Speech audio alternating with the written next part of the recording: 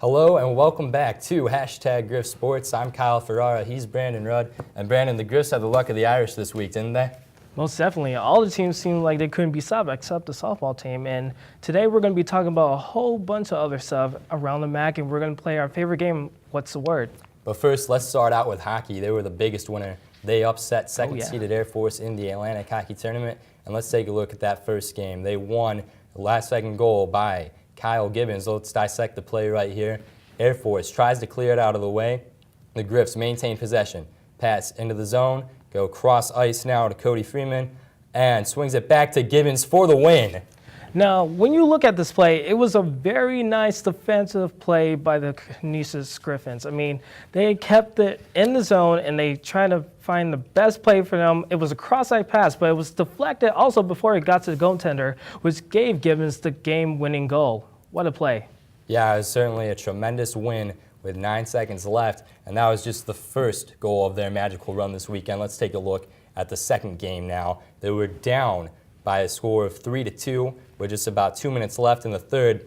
Air Force again trying to clear it, and the Griffs have done a good job in this series making sure they don't, as they get it now on the left wing to Matthew Grayson, shoots and scores to tie it up. See, the way they got this goal is pressure, pressure, pressure. I mean, they pressured Air Force to make a mistake, and they did, which led to multiple shots getting in. They stopped the first shot, but it seems like the second shot was too much for them as they tied the game with 1:58 left in the game. Yeah, they kept fighting, and they certainly weren't done. This game would head to overtime, and we'll let the video catch up here.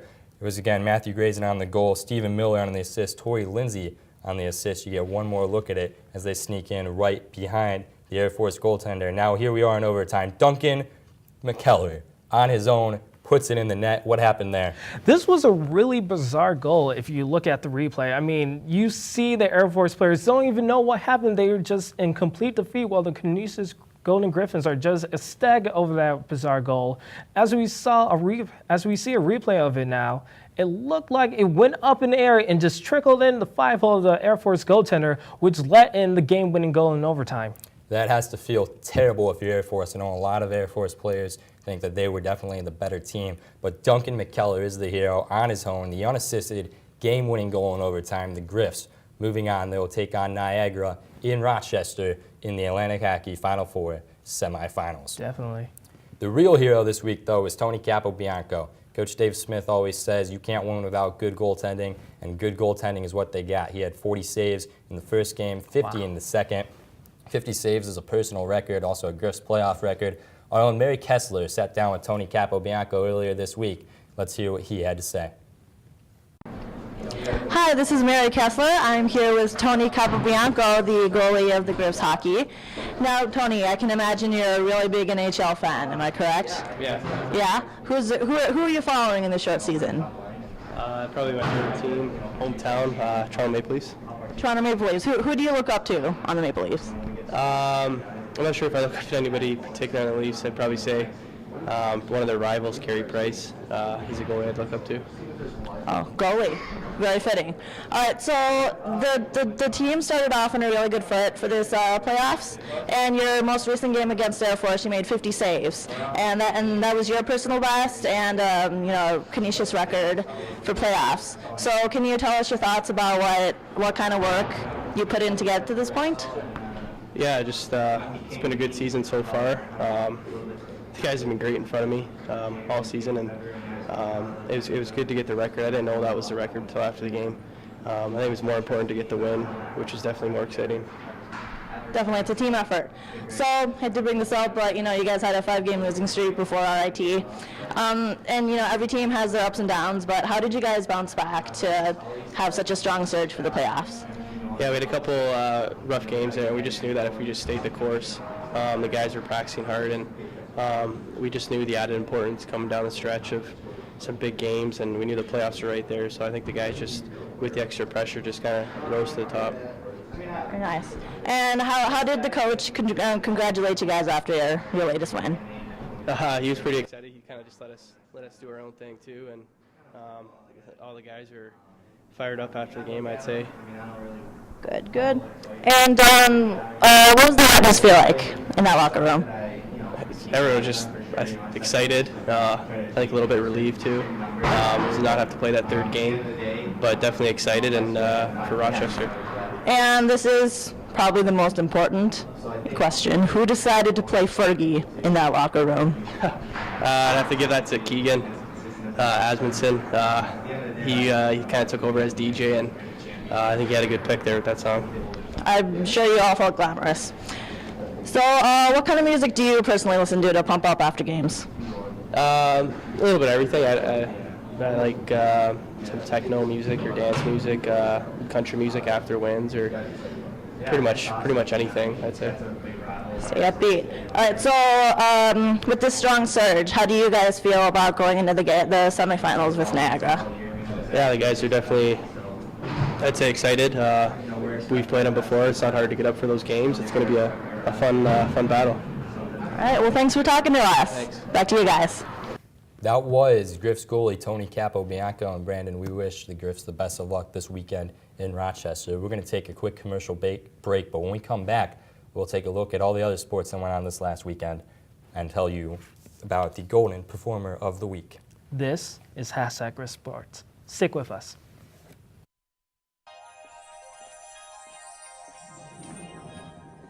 If you can say with me, imagine what you'd see if every child had a book to read. 'Cause every kid across the nation deserves a book to read, and we can make it happen right now.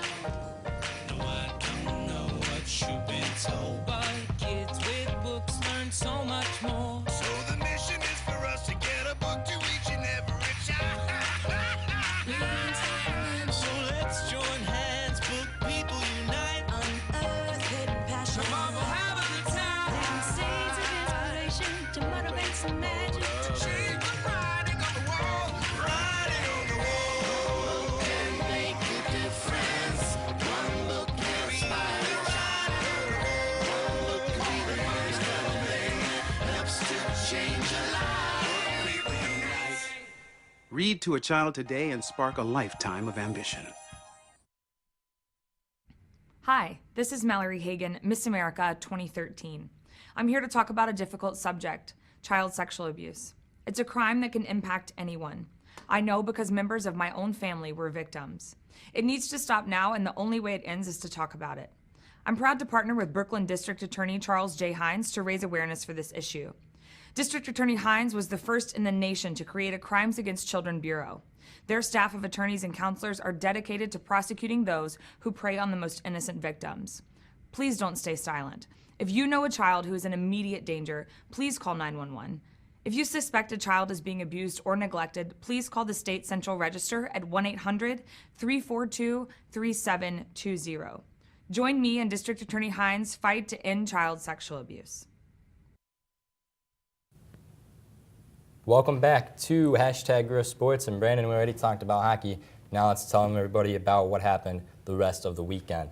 And we'll start by recapping women's lacrosse. On Thursday, they started the weekend with a 21-6 clobbering of LIU Brooklyn.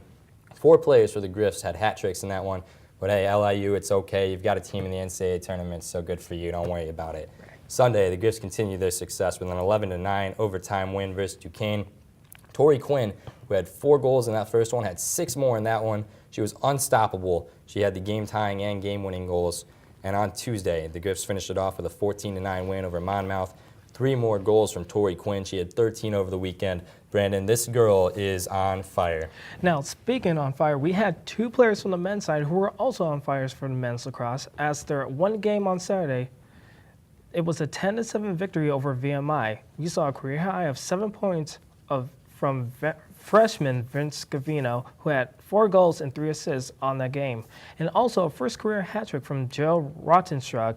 And also had the first game that sophomore Alex Joe Venetio did not record in double-digit saves. This was the first win of the season, which leads them at 1-5 overall and 1-0 in MAC play. Also, women's lacrosse is 5-3 on the season. They've won 5 of their last 6 after this week. Now let's move on to baseball. They completed a 4-game sweep of Ohio University. It all started with a doubleheader on Friday. The first game was a 12-0 blowout. It came behind the first career shutout from junior pitcher Garrett Courtwright. He's been very successful. I'm surprised this is his first career shutout. On the year so far, he is 5-0 with a .97 ERA in 37 innings pitched. Second game was a bit closer. It was a 10-7 victory for the Griffs. They trailed 7-4 going into the 7th inning before Ronnie Bernick, junior shortstop, hit his first career home run. It was a 3-run home run to tie it all up. Bernick reached base 7 times on the day and scored all 7 times. And Jimmy Luppins in the 8th inning had the go-ahead RBI single. On the day, he was 6 for 11 with 4 RBI. Moving on to the third game in that series, it was a 16-8 win for the Griffs. This game was all tied at 8 going into the 9th inning before Jimmy Luppins strikes again. He was 3 for 5 in the game. He had a 3-run home run in the 9th to start the 8-run rally. All 3 of his hits were home runs. He had 8 RBIs. The 3 home runs is a school record for a game. Also in that one, Ronnie Bernick came up big again. He had a career-high 4 hits, and the victory was the 300th in the career of head coach Mike McRae. Jimmy Luppins is the Golden nominee for this week with his performance on Saturday. And on Sunday, the Griffs closed out the series with a 6-2 victory. It was their first 4-game sweep since they beat Mount St. Mary's in 2008. Now, speaking of career milestones, let's go back to Coach Mike Rappel as he had his 800th win in the George Mason Cherry Blossom Classic on a doubleheader on Friday. It was the first game was against Pittsburgh, which they won 10-5, where sophomore Corinne Sauce had a complete game, only letting 5 runs and 7 hits, which was her first win of the season and 4th in her career. During the second game, they won 6-3 against George Mason, which had the game tied in the 7th at 3, where Valerie Napo, who was a junior, had a go-ahead 2-run single, and her sister Tori Napo, a freshman, drove in a 6th insurance run in the game. Jen Conso also was on the mound that game, where she had a complete game and only let in 3 runs. There was also another doubleheader on Saturday, as they didn't have much luck in that doubleheader either. They had an 8-0 loss against Ohio State, which ended at the 6th inning due to a mercy rule. Corinne Sauce played in that game, only played in 5 innings and only allowed 5 runs and 10 hits. They also lost to Pittsburgh 9-2, where Jen Conso took the mound and only played in 6 innings, laying 9 runs and 7 earned runs. The only bright spot was Stephanie Fenter, the senior, who only drove in 2 runs for the Golden Griffs. They also played Sunday with a little better luck as they won 9-2 against George Mason. Robin Kearney, the senior, went 3 for 3 and had a 2-run home run and 3 RBIs. Jen Conso already played that game and had a complete game with 2 runs and only allowing 8 hits. Her record is 7-3, and the team is now 11-6 on the season. Also, baseball is sitting at 14-5. And Brandon, now it's time to go around the MAC. It's a bit of a shorter segment this week. Men's lacrosse, the only team playing in conference. Marist beat Detroit by a score of 11-8. The Griffs will be taking on Marist on Saturday. Of course, Canisius beat VMI 10-7, and Jacksonville beat Siena in a close one, 11-10. Well, thanks a lot, Kyle. That was Around the MAC, and now we get to play my favorite game of our show, What's the Word? Now, the basketball team are now going to play in the CIT, and what's your word for it? Well, my word is a noun, Brandon. The word is epilogue. Ooh. What do I mean by that? Well, the Griffs had an exciting season, but the ending in the MAC tournament was not what anybody was expecting nor wanted. This game almost feels like you're reading a good book, you're watching a good movie, the ending's terrible, and then you have an epilogue, and who wants to read the epilogue? I feel like nobody's going to go to this game. Of course, we're going to be there. I'm excited about it, Definitely. But I don't think there's going to be a lot of student excitement about it. Well, my word for this has to be beware. I mean, yeah, sure, they lost in the MAC tournament, and it was a crushing loss. So you have to say they're going to be in the postseason for the first time in 17 years. So you have to be aware of them because they're going to be hungry and ready to sell a point that they do belong where they stand. Now, as we move on to the next topic, Marist women's basketball. They have become a dynasty. What's your word for it? Well, simply, the word is unstoppable because they can't be stopped. They're the 8-time defending champion. They were 21-0 on the year. You got to go simple. It's an easy word here, I think. Yeah, well, my word has to be one epic word, legendary. And what I mean by legendary is that we haven't seen this kind of play in the conference in like years, I think. And Marist has proved that they do belong as a dynasty, and that one is legendary. Now, moving on to the men's basketball side of things, as Iona, what are their chances in the NCAA tournament? Well, I don't know if their chances are very good. My word for this is Ohio, and that's still a word, even though it's a state. They're playing Ohio State. Ohio State, a 2 seed, Oh, a very wow. good team. And I think Iona could cause a lot of teams problems with their up-tempo offense. They put a lot of points on the board. I just think Ohio State is playing too well right now for Iona to have a realistic chance. What say you, Brandon? Well, I'm still laughing at the fact that you use Ohio as your one word since you're coming from Cleveland, but my word has to be slim. They have a very slim chance to go against Ohio State. They're facing a whole nother monster, a behemoth in Ohio State. They have better players, a better conference, and better players. I think their chances are very, very slim. And now let's go to the big topic, hockey. What do you think is the word for them? Well, we led the show with this. My word is finally, as in we finally have that matchup with Niagara everybody wanted. Everyone thought it was going to be on the court in the MAC tournament with men's basketball. Of course, it wasn't. Now hockey has taken it upon themselves to give the people what they want. We have a matchup against our rival Niagara. This matchup is great for Western New York. This is a huge hockey area. And all in all, great matchup. It should be exciting. Yeah, and my word has to be heart. Canisius versus Niagara, it's all going to be on heart. This is the matchup we've all been waiting for, and it's on hockey. Western New York is a hotbed for hockey, and this is going to take a lot of heart. We're going to see a lot of emotion of this game. Kyle? Well, I think you're absolutely right. And Niagara's been a powerhouse all year. They're 15th in the nation. But we're at that point in the season where if you outwork your opponent, if you do all the little things, anybody has a chance to win. Heart. When we come back, Nick Veronica was in studio earlier today, and we will talk about the matchup the Griffs are facing in Elon in the CIT, and also a little bit more about hockey. Stay with us. This is #Griff Sports. Stay with us.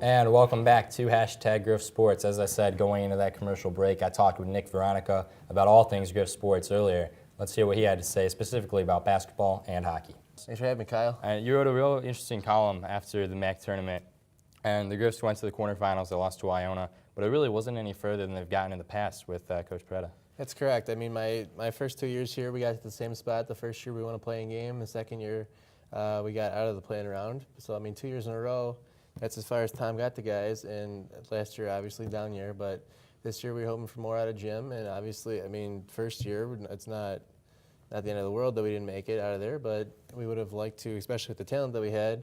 I mean, we were really set this year to go farther. And it's not a bad season, but it's not our goal. And that was just basically the point of the article is everyone's saying, oh, my gosh, greatest thing ever. But, I mean, we're really not any closer than we were any of the last 2 years. And it's probably, I mean, that's disappointing.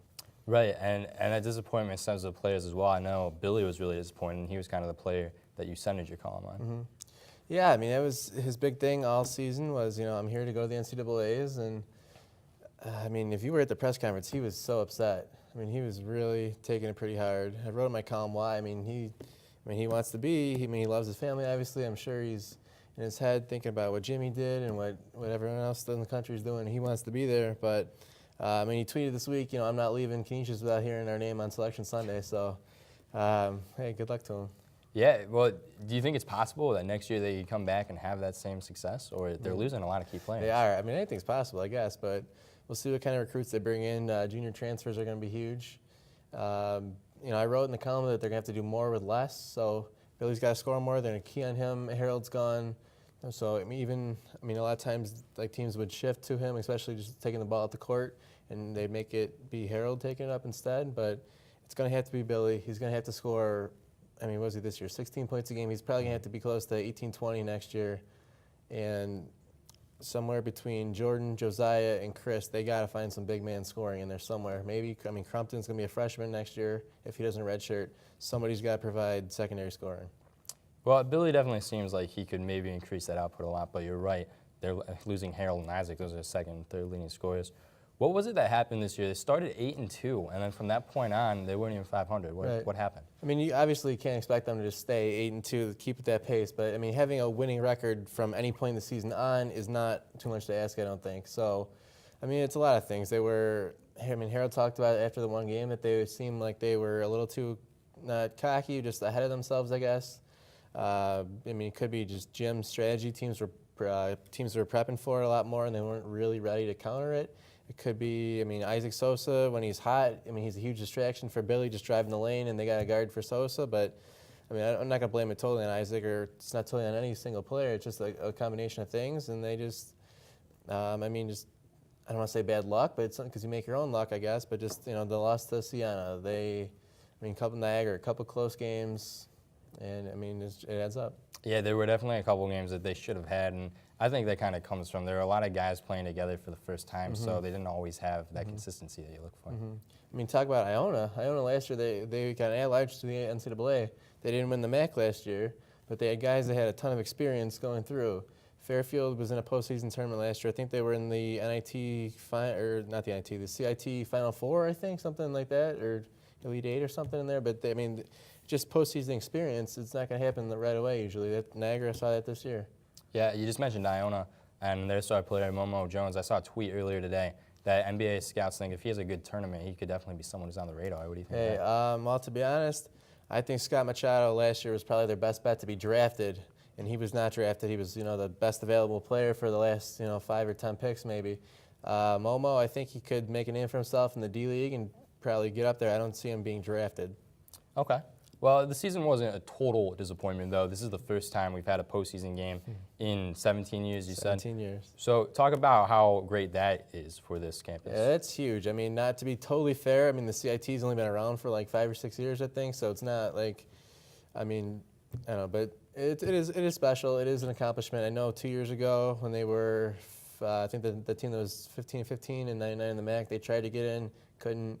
So this year, 17 years. Jim at the press conference, I don't know if you were there on Tuesday, but he called it 16 years, but he just kept saying, it's unbelievable. They haven't been there so long. I was thinking, hey, where's Harold? Kindergarten, when the last time we were there? So, it's a first step.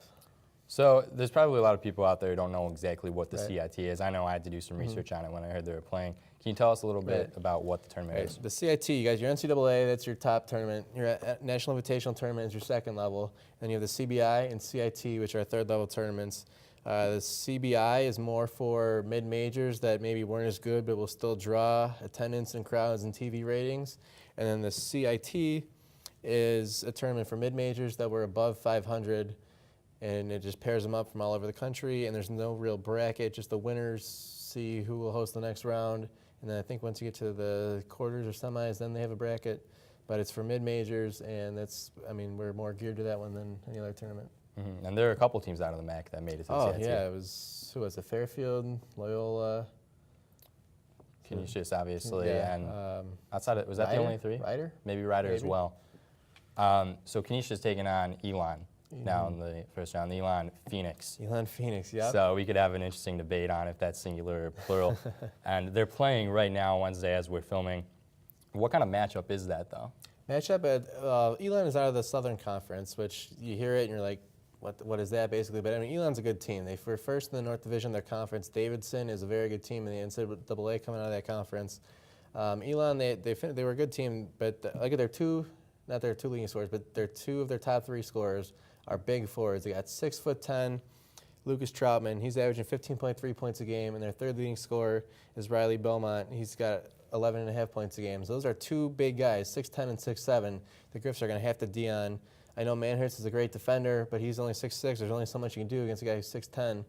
So, I mean, the key for me is going to be on defense. Right. On the other side of the coin, though, since their scorers are all big, you got to think Billy and Harold and Isaac are going to have an advantage against them. I mean, against our guards, they should be able to score. I mean, big guys clog up lanes, as you know, so being bigger just helps in all aspects. But for our offense, I mean, Chris and Jordan are really going to have to battle to get points inside against bigger guys. But the only thing I see is that their big guy, he's 6'10", he's only 215 pounds, though. So he's kind of like Mariel Dahl last year was 7'3", but he was only, like real skinny guy. So, I mean, especially if Freddie can be effective, the guys can be effective, use maybe not their height, but just their size and their strength. I think that can help a lot, too. The other interesting thing about this matchup, and we talked a little bit about it earlier, it's a matchup of 2 mythical creatures, the Phoenix, Yes. the Griffins. Yes. You got to think this comes down to bragging rights for who's the better creature. Hey, the mythical, what are they, the resurrected flaming birds against the golden eagle lions? I mean, what's not for love? Call Ripley's or something, right? So the Griffs would, if they beat Elon, how many teams are in the CIT? How many more rounds would they have to go? I want to say it's 32 teams. Okay. But there's no real bracket to it yet, so it's basically Canisius pays a fee to host. I think it's $35,000 to host. I know the MAC kicks in a little bit to offset that, and then they take all the winners and they just say, hey, can you host the next round? And then they just match it up. By region. So we're looking, if we would win, it'd be Youngstown State, Oakland, maybe somewhere probably going more west than we would east. Okay. Well, best of luck to the Griffins in that tournament. It's exciting having them in the postseason finally after so long, even if it's not the NCAA tournament like many people, including Billy Bear and all the other players, wish it could be. More success has gone to the Griffs hockey team, though. They're facing off against Niagara. Talk about that matchup a little bit. All year not all year, I guess, but recently we've been waiting for the Canisius Niagara basketball matchup. Didn't happen. Hockey came in and said, you know what, we're going to upset Air Force. We'll take that matchup. So Canisius was last in the semifinals in 2010. That was my freshman year. Corey Conacher's junior year. They upset Mercyhurst to get there in double overtime. Ben Parker scored a real, famous goal in Canisius, but I was at that game. They lost RIT. I think it was 4-0, and RIT was just too good that year. So Niagara, they're ranked 15th in the country, but Canisius has beat them. They're always tight, physical games, so it's going to come down, hard work, and I guess the Griffs have been lucky lately. So.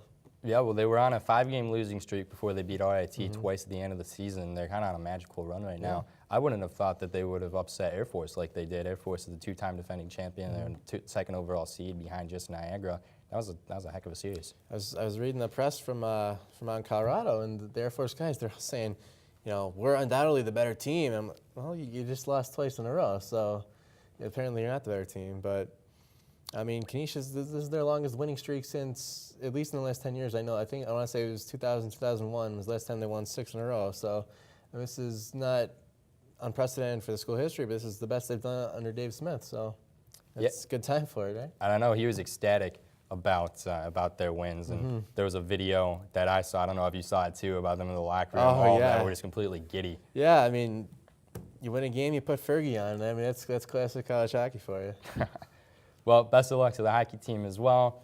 Maybe the Griffs going to get in the NCAA tournament, but they're having good luck with Atlantic hockey right now. Now we're going to take a quick break. When we come back, Brandon and I will be back at the table, and we'll round up the show. Thanks for joining us again, Nick. Hey, thanks for having me. Nick, Veronica, insightful as always, and we were talking about hockey at the end. Brandon, it's time to name our Golden Performer of the Week. There were a lot of deserving candidates, but who is it this week?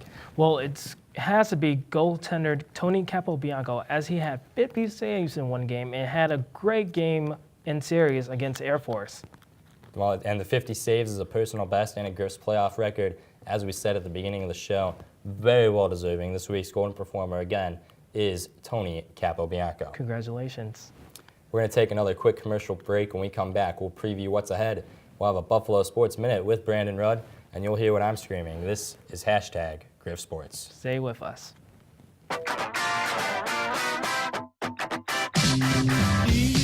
Be the charming type. Take off your gloves and and show what they hide. I'll let you pry if you close your eyes. I'll have an answer for your eyes. There goes my love. There goes my love. There goes my love, love, love, love, love. Here's your check.